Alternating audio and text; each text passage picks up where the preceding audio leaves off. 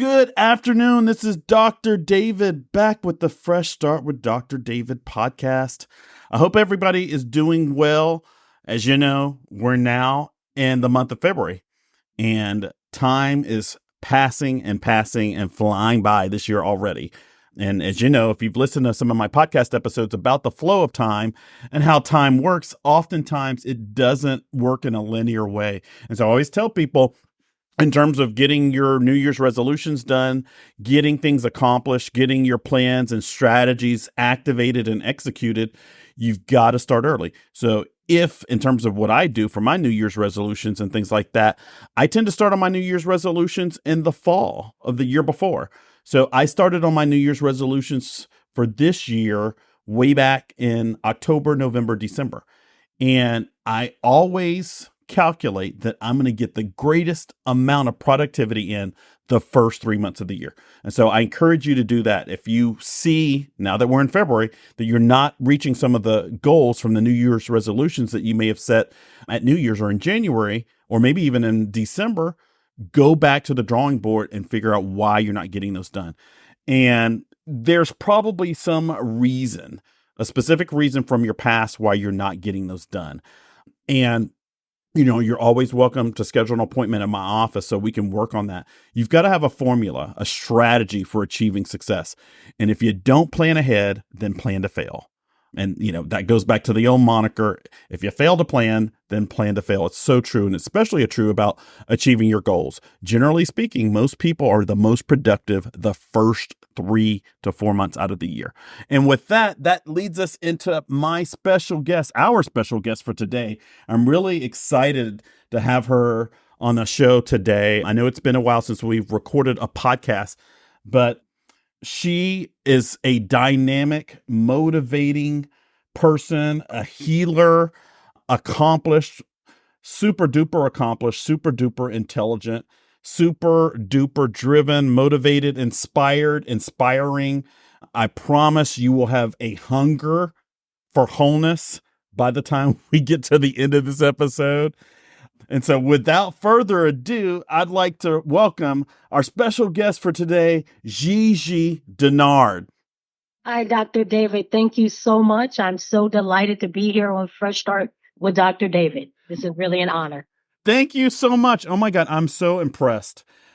I never, ever would have thought, if you'd asked me as a child, what I was going to grow up and do and produce. I never planned on being an author. It just kind of came out really spontaneously because I wanted to provide some resources for my clients in terms of, positive affirmations and daily motivational quotes and things like that.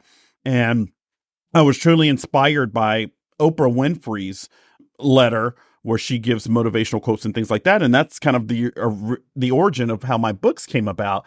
But when I was reading about you, when I was first introduced to you about being a guest on the show, and I saw the books that you'd done and the titles, I was so impressed. And I still am. Thank you so much, Dr. David.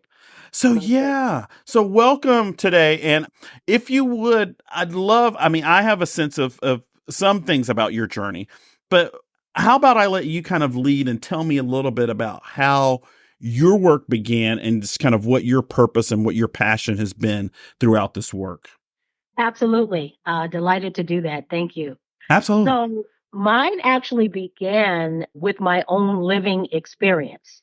I happen to have grown up in a household without my father. I did not meet my father until I was 17 years old. So that's a story and a journey in and of itself.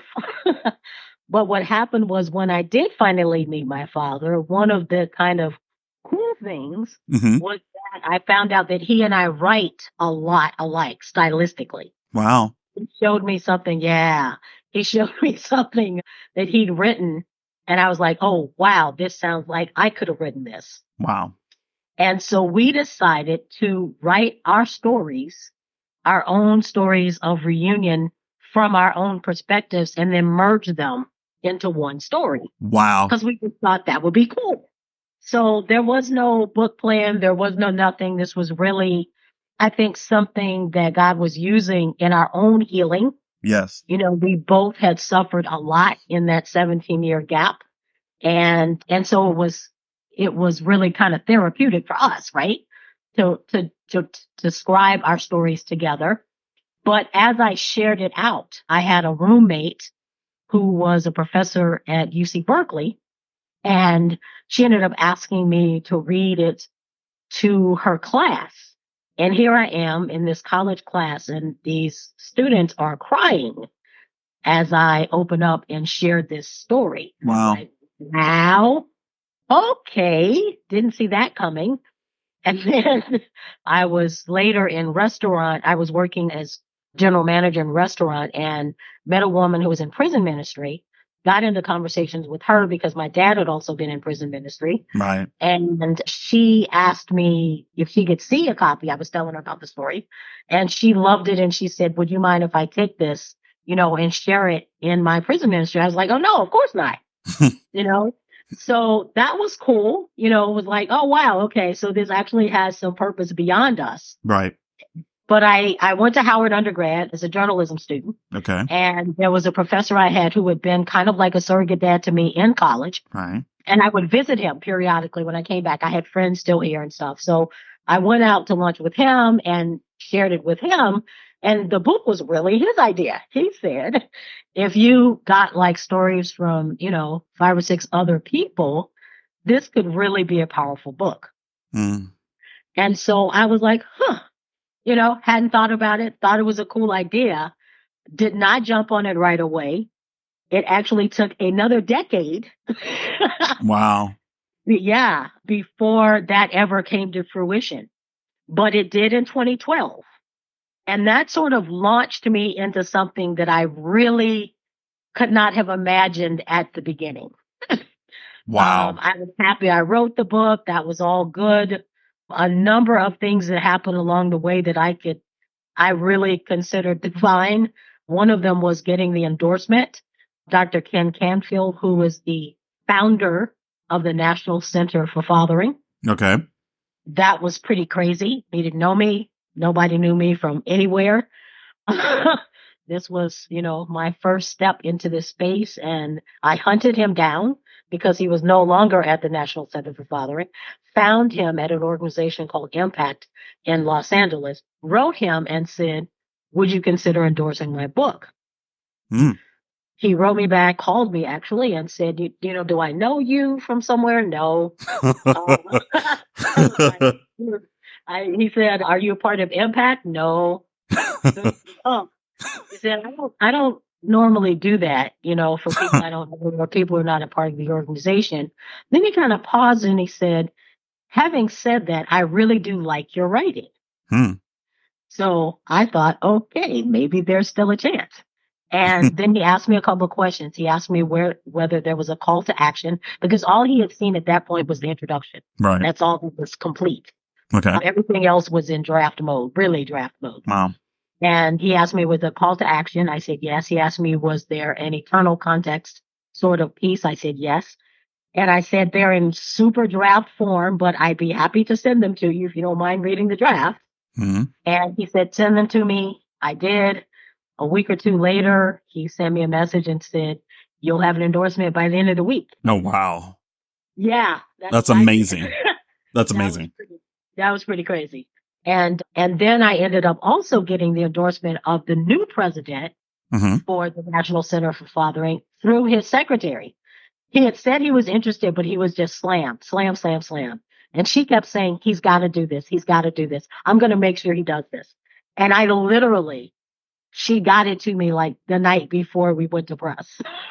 Wow. That was crazy too. So then fast forward, so I published the book and I'm thinking, great, I published the book. I'm pretty happy with the way it came out, everything. And then I get this call during the summer from Dr. Canfield who says, there's this conference in Portland in the fall, and I think you need to be there. So I've already told the pastor in charge that you should be there on the program. Oh, wow. That's what I said. Oh, wow. And had no idea what was going on. He said he's going to call you. So he did. And I could hear sort of even in his voice, sort of like, what on earth? Who are you and why am I talking to you? Mm-hmm. Right. because I was totally unknown. And whereas the other speakers at this conference were men who very much had been a part of this father movement. Right. So here was this woman, unknown, what the heck, you know? And we talked for a while, but we really clicked. Mhm. And so I got invited. So I ended up being the keynote inaugural speaker for the inaugural Father Shift conference. Wow. The first one they ever had. Yeah, it was wild. It was very wild. And it was like 400 people. The sanctuary is packed out. They had to bring in extra chairs. Wow. That's a good thing. Yeah, that was awesome. They had given me 45 minutes, and I thought, how in the world can I talk about this for 45 minutes? Because, I had written a book. I had not done any speaking in this space. I Mhm. mean, I did lots of speaking, but not in this space. Right. So I was like, right, how am I going to talk about this for 45 minutes? Well, yeah, about 75 minutes into it, Wow. he was giving me the signal like, okay, we really do need to get you off Wrap this up. thing. Right. But it was so impactful. It was so amazing. And I was so confident at that point. I was born to do this right here. Well, This is what I was born to do. and I can feel that in your voice. And would you mind if I share a little bit about your background with the audience so that they can get a better feel for you? So I'm just going to share a little bit. Okay. Sure, So absolutely. I'm just going to share a little bit that I have. With a multifaceted career spanning over 3 decades, Gigi has gained insight into a myriad facets of human experiences. Her journey traverses the arenas of service, excellence, leadership, development, identity cultivation, communication mastery, and kingdom living.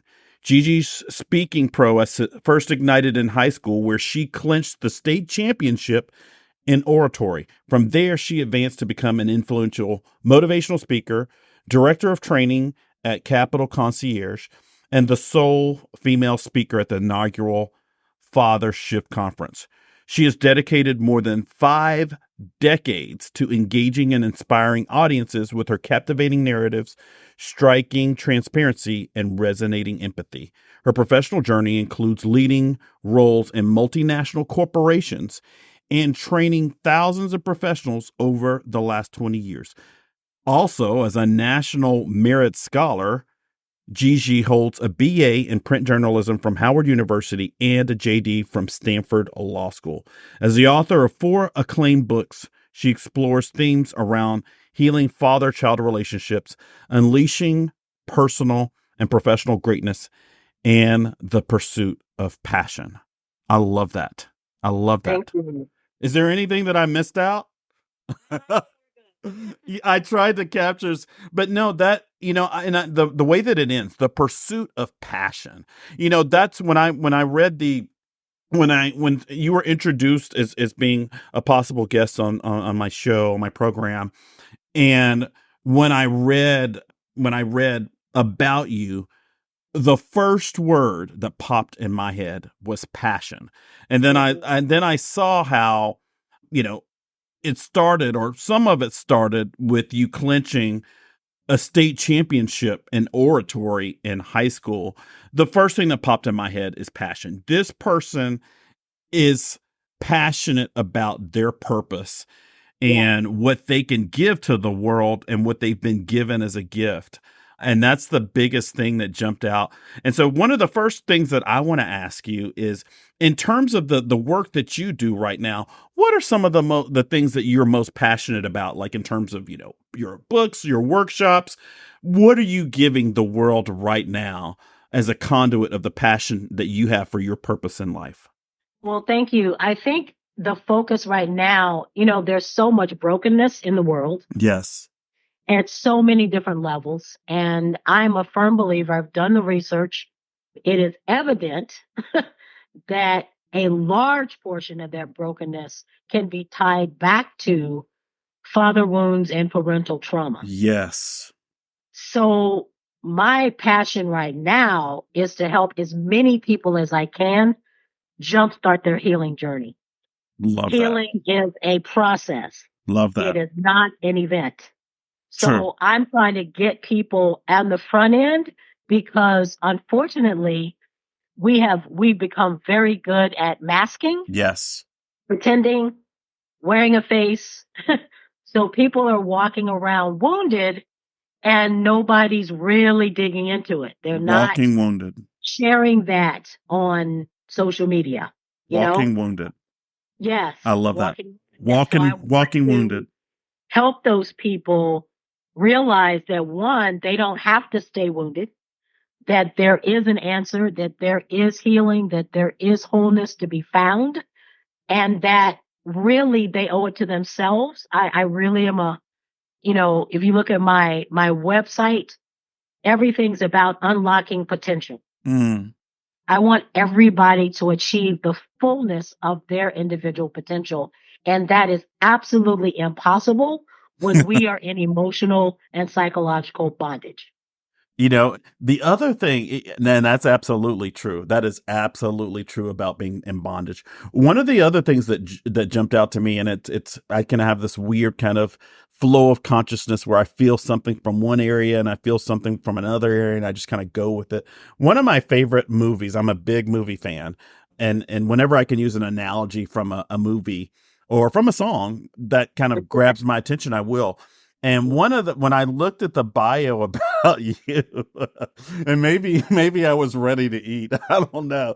But one of the first things that jumped out to me was the concept of soul food. Soul food is one of my favorite movies.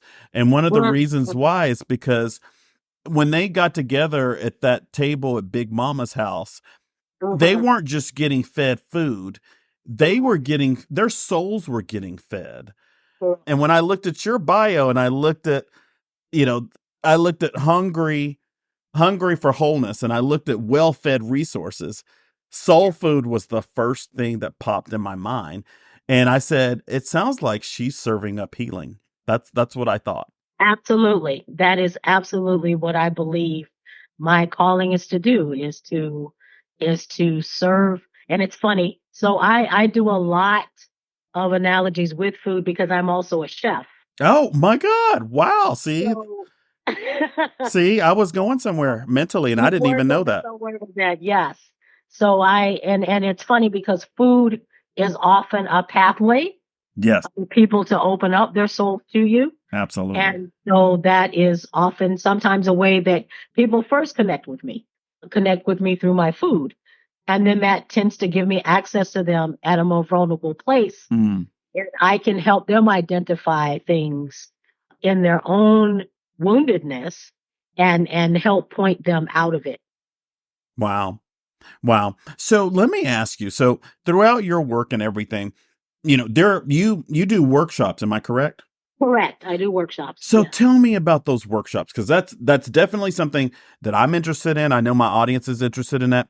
People like workshops because of the way it's structured. It allows Right. them to make a place for something new without completely committing to it. Workshops are a good way to introduce things to people. So tell me about your workshops.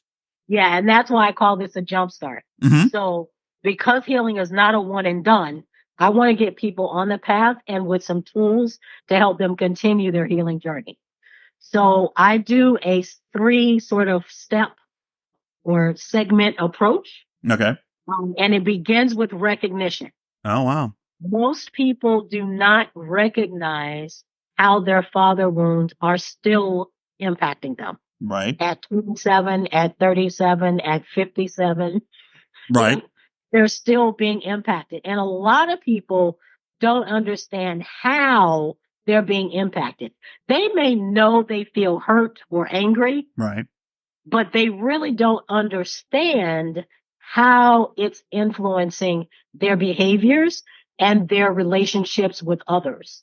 Okay. And so we start out by exercises to helping them sort of locate their own patterns of behavior that might result from this wounding, and then also help them identify an archetype or one or more archetypes of the type of father they had. Oh So there are wow. five archetypes that I address: Okay.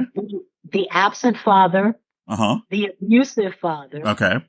the accusing father, the authoritarian father, Mm. and the apathetic father. Wow. That's amazing. So 4 out of 5 of those are actually when a father might be present, and yet it is very unhealthy Right.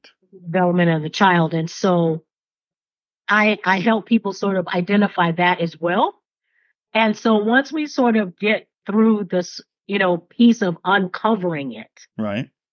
then I talk about a piece that's the most uncomfortable is in the middle.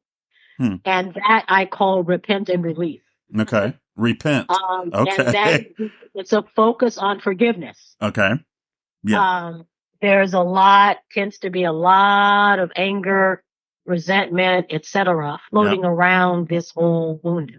Right. And it's a tough piece, but it's a critical piece to wholeness.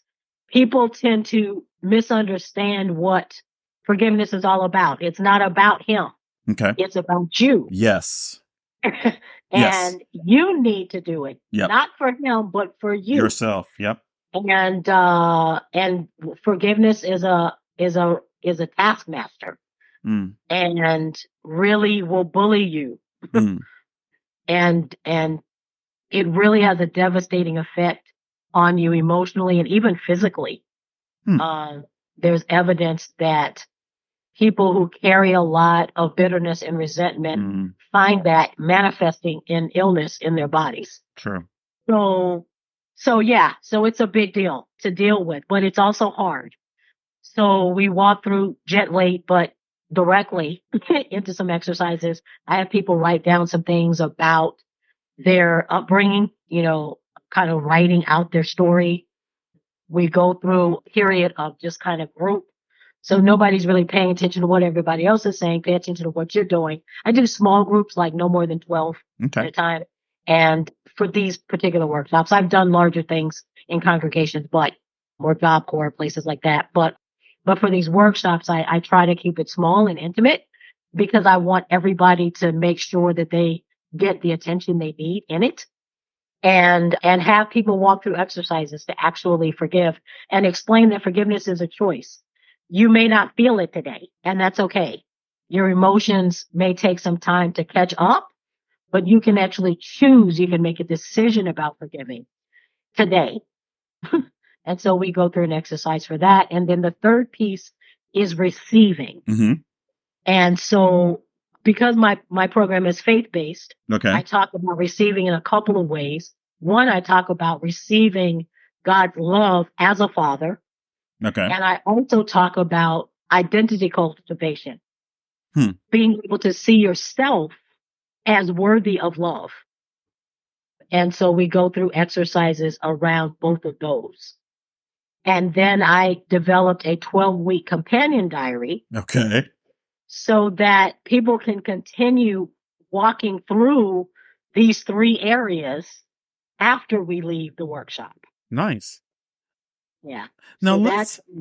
Oh, go ahead. No, I was saying that's the essence. Now so I love that. And I love that system too. Whenever I create something, I usually create it in threes. I try to keep it simple because people, a lot of times that's easy to remember. When you keep things in threes, 1, 2, 3, ABC, those kind of things, it's, and I love yours is, recognize, release, and receive. Now, when you go to the recognition part, you mentioned 5 different archetypes. When you look at some of the people that you meet and some of the lives that you get to positively influence, do you find that that certain archetypes of fathers tend to show up more, or would you say it's evenly distributed between those 5 types?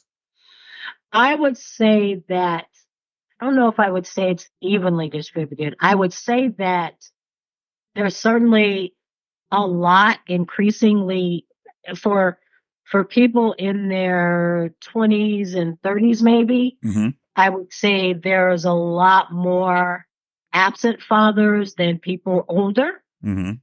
A lot of times, maybe a father was there and stayed there longer. But I also find that there tends to be more overlap.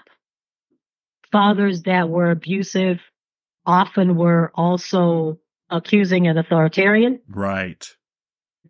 The apathetic piece is probably people have the hardest time sort of identifying because you've got somebody who was at home, Right.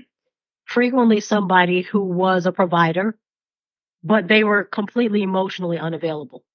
Mhm. And sometimes people have a hard time addressing that because they almost feel like, well, he fed me, he clothed me, I should be grateful. Right. And not recognizing that it's okay to say he did all of that, and yet I missed out on some things Right. that are still affecting me, and I want to get healing from that. When you think about the concept of releasing, so there's one technique that I use with a lot of my clients, and I share about it in the podcasts. I think I've mentioned it several times. It's called the Sedona method, and it's a methodology based off this second R that you mentioned in healing about release. It's called the Okay. Sedona method. There's a book about it called the Sedona method. There's a course on it, but I use a lot of it with my clients, and I use it because it's my belief that as a species, we're great at holding on to stuff, but we're not very good at letting go of it. And, even our DNA is designed to collect things, Mhm. not to let go of them. And so one of the things that really, really caught my attention is that was the second R in your system for healing was Mhm. release. Tell me Yeah. about how release works. So, yeah. So I think you're absolutely right. It starts from acknowledging the fact that, yeah, I am holding on to something. Mm-hmm. I am by choice Right. holding on to something, even though it has negative implications and even creates negative emotions for me. People who, and we all do this at various stages and to various degrees. Something happens and you didn't like the interaction, Right. and then you replay it. And by the third replay, you are now holding on to a memory. Mm-hmm. So imagine something that you've replayed for a decade or two or three. Mm. You have a firm grip on that, regardless of whether it's positive or negative. Right. You are holding on. And so, because these negative emotions, like resentment, like bitterness, like anger, like unforgiveness, we hold them I think, for a couple of reasons. I think we hold them in part because we have this twisted sense of satisfaction Mm-hmm. from holding on as if that's going to punish the other person, Right. which it doesn't, but in our head somewhere it does. I think we hold on to it because it's familiar. It's what we know. We've been carrying it with us. And I think we hold on to it because we don't have a method. Nobody said, how in the world do I get rid of this? Right. By the way. And so when I go through this process, one, you can't release something until you identify that you're holding it And acknowledge it. Yeah. and acknowledge it. You must acknowledge it, and you kind of have to know its name. Mm-hmm. What is it that you're really holding on to? And that can happen in stages. So again, I'm helping jumpstart this healing process, and you may only get to layer one that day during the workshop. Typically, there are layers of release. In my own instance, I really thought that I had done the forgiveness work early. Years later, I was struggling in a relationship. It was actually the relationship with my assistant pastor who was female. There were things she was doing that were reminding me of my mother creating pain. And it turned out that I was still angry with my mother for not allowing me to grow up with my dad. Mm. I was angry with God for not allowing my dad to be there. And so this whole other layer of anger came rolling off into puddles on the floor. Mm. So they're layers. But all of those layers, as they're released, you're getting one step closer to actual wholeness. Yes. And so when you talked about the thing about movies, so yeah, I'm big on that. And because I'm such an empath, Mm-hmm. Movies, I feel things for movies, like deeply. And when I was growing up, there were several movies that I would watch that I would cry every time I watched the movie because I felt like some of those characters felt in the movie. Right. And part of how I knew I had reached a place of wholeness is now I can watch those movies, have those memories, and feel no pain. Mm. I'm no longer traumatized by it. It's Wow. just a fact of history. Yep, I went through that. Yep, I used to feel that. Yep, that's what happened. And done. I'm That's who I done. used to be. That's who I used to be. And that's why the third part of identity is so important. That we start renewing our identity, not as somebody victimized, but as somebody who's blessed with gifts and talents and potential to give back to the world.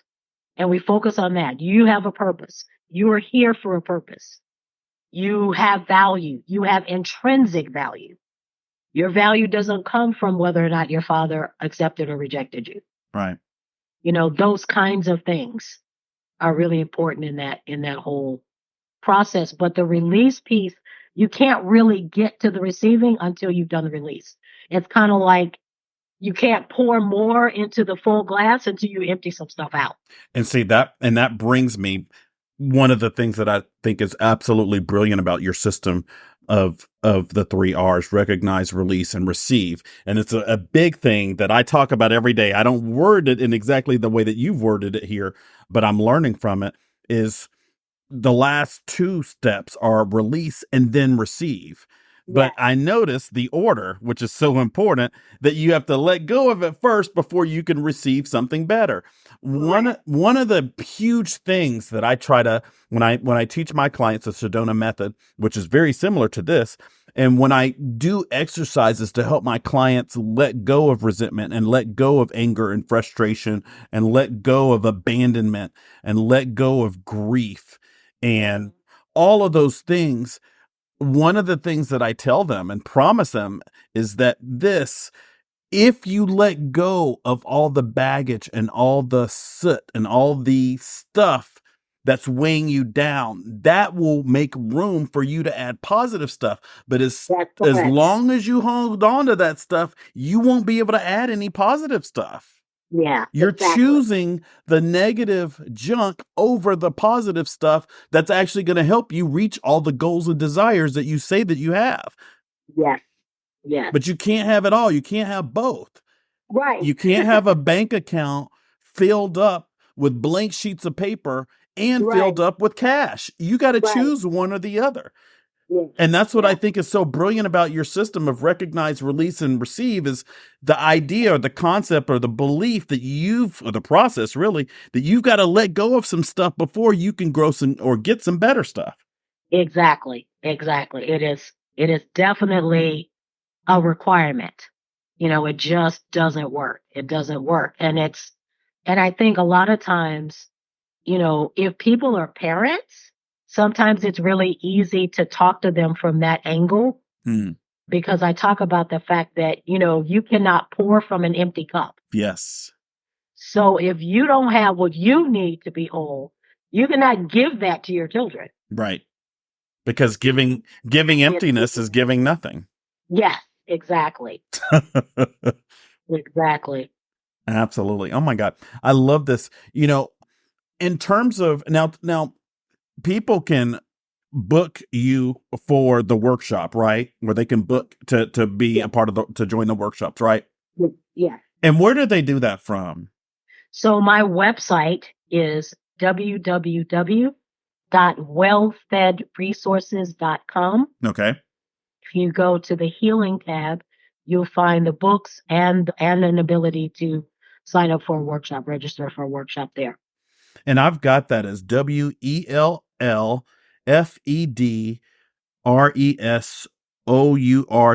WELLFEDRESOURCES.com, just like it Correct. sounds. Correct. Exactly. Wellfedresources.com. Correct. I love And that. when you go to the front page, you'll see there's a water pouring down Uh-huh. because when the idea came to me, I Right. was driving Uh-huh. and I literally, the word well fed came, but the picture that came with it was a water well. Wow. And so Wow. that really is, I see what I do as a well Wow. water spring resource. That's why it's well fed resources. I I see love that. myself as a resource, a watering resource. I love that because the funny thing is, my book, The Nutrient Diet, the first chapter is about water. Ah, The first chapter of my diet book, my diet, nutrition, health, wellness, weight loss book, is about uh, water.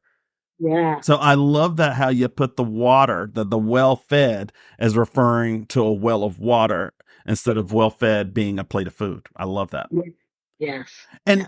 wow, and with the time that we've got left, tell me a little bit about your books and where they can find them and what they are. So, yeah. So in this space, we've got Hunger for Wholeness, a Hmm. call to pursue healing and restoration in your father-child experience. Okay. So it's available through the website or directly on Amazon. Okay. Um, I've also written a couple of books in the business culture space. Nice. One is about service excellence. It's Yeah. called a service culture playbook. Okay. And I've also just released one. I released the Kindle version in December. I expect the paperback to be available probably in the next couple of weeks. And it's a leadership culture blueprint. Nice. And I think I'm working on one about mothers and daughters. I think that's going to be my next piece. In fact, I've had a lot of people ask me about that as I've reached out in this father space. I think I Right. needed more healing. Yeah, I I was about needed to more healing say. I needed more healing before I could write that book. So I'm ready now. And I also have created a digital devotional which you can get to from my website on the Kingdom Living page. Nice, nice, nice. Yeah, yeah. As soon as I started reading about, you know, the father-child relationship, I was just like, okay.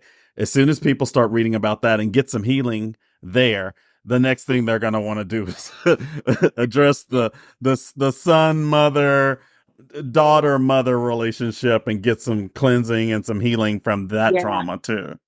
Yeah, it's very interesting because most of the time, that's funny that you say that. I rarely get men who ask me about issues with their mother. Rarely, every once in a while. Right. But I often get women Mm-hmm. who have Right. struggled with the mother. So a lot of times when I'm ministering to women about this father child thing, they'll come up to me afterwards and say, okay, so how does this work if it's my mother that's the issue and not my dad?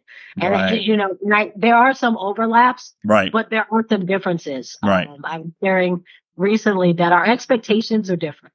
Absolutely. Because our expectations are different, that creates different kinds of wounds and different Absolutely. kinds of trauma that we have to work our way back. Everybody, yeah. No, absolutely. No, everybody. I think that's true. I think everybody has some issues to work out Yeah, associated with both their parents. parents, absolutely. Absolutely. In fact, I had started working on a book about parents just in general. Mm-hmm. You see that says coming soon on that page, Okay. um, which is called Grace Sufficient Healing. Wow. But I kind of feel like I want to do a shorter book just about mother daughters because it's requested a lot. Right. And like I said, I've gotten even just a couple of years ago, I got another layer of revelation about the woundedness with my mom that I had not understood. That I think was kind of like the capstone for, okay, this now explains a whole lot more. Mm-hmm. And I was at a place where it didn't hurt. Where I could where you just could receive get it. the revelation and just like, okay, that explains a lot. And actually gave me, an opportunity to kind of give more grace to my mom. But I also think that it's important for people to understand. This is just my belief. I believe that the stuff we go through is not just to us, but for us so that we Mm, can be a conduit for others. absolutely. And that there really is a purpose in the pain. And if we can embrace that purpose and see how we can help free others, then that helps too in the healing journey when we can find some redemption in that pain. Everyone out there who is listening to this episode, you deserve to get fed. And Gigi's got a lot of stuff that I think is going to feed your soul, feed your psyche, feed every part of you, starting with water, going to the main course, and then to the dessert. Everyone out there, visit Gigi's website. It's wellfedresources.com. Check out her books on Amazon. Check out her program. I promise you, if you do the work healing those relationships, it's going to come back to you and it's going to manifest in every area of your life. Gigi, thanks so much for being a guest today on my show. Thank you, Dr. David. This was wonderful. This has been a huge treat. And I want to leave my audience with one thing. One thing I want to ask you. When you think about the father-child relationship, what's the number one thing that you think is important in healing that relationship? I think the release. Yeah. I really honestly Yeah. believe that the release is the most important piece. I love that. Yeah, I totally agree with that because you got to let go. And I think that's one of the things when I think I'm a huge movie buff, like I mentioned earlier, I'm a huge math person. I believe in balancing equations. And I think that's just one of the basics of math. When you balance an equation, you do something to both sides that makes sense. Yeah. And when you balance something out that's negative, you've got to add something positive, but you can't add that positive until you take out the negative. Correct. Yeah. So I love that. Hey, thank you so much for being a guest. Everybody, please check out Gigi's books on Amazon. Check out wellfedresources.com and do something every day in order to repair and heal who you are. And it helps if you have a process like Gigi's 3 R's of healing: recognizing, releasing, and receiving. Thanks so much, Gigi. You are a treat to have today. Okay, you guys take care. Thank you so much, and check out the next episode. And when you get a chance, go ahead and visit Gigi's website. Check out her programs, check out her books, and make a decision, an active choice to grow into the person that you want to be. And with that, I will see you on the next episode of Fresh Start with Dr. David. You take care and be well.